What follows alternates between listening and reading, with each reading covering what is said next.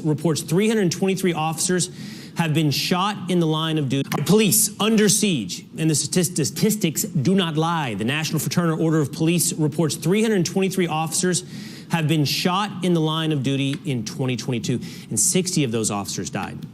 Our next guest blames pandering prosecutors and cynical politicians for the anti-police sentiment. Let's bring in Patrick Yose. He is the national president of the National Fraternal Order of Police. Mr. President, Patrick, thank you so much for being with us this morning.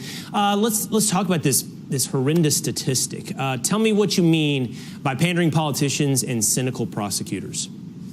Well, what we're doing is we're looking at real consequences of a revolving door policies that are emboldening criminals, undermining the rule of law, and making and respect for law enforcement. It's making our jobs and our communities less safe. You know, most violent crime is committed by a small handful of repeat offenders, and when we take them off the street, we impact crime.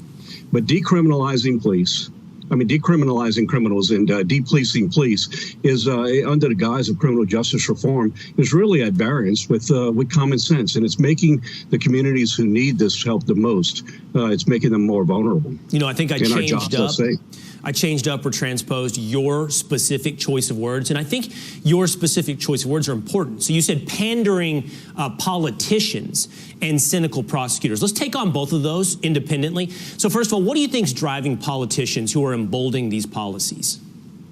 Well, look, I think we put things in two categories. I think we went through a path where we've had a lot of discussions in this country about criminal justice reform.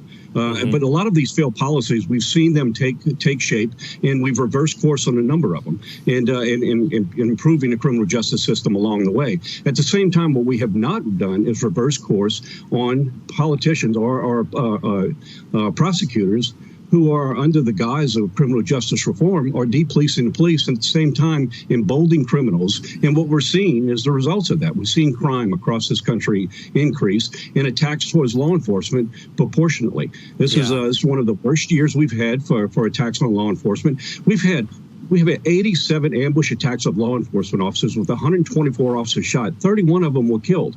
Now, let's keep in mind, 31 were killed, but they tried to kill 323. So this is a very dangerous time for law enforcement. Right. And if they have that little respect for law enforcement, where does our community stand? No doubt. And so the role of the pandering politician in that is to continue to villainize, as they had for years, law enforcement. And as you point out, there's been no reversal of course on those politicians still holding office. And then finally, there's the prosecutors, because you mentioned there's a revolving door.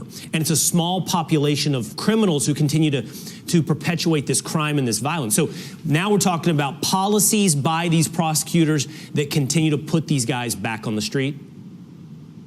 Yeah, look, there's no question. Ask anyone who's been in law enforcement for any period of time, and they will tell you that a large percentage of the crime is committed by repeat offenders. Right. Violent crime is by repeat offenders. What we've done is we've stopped taking them off the street and putting them back on the street where they can continue to do the carnage in communities and terrorize their own communities.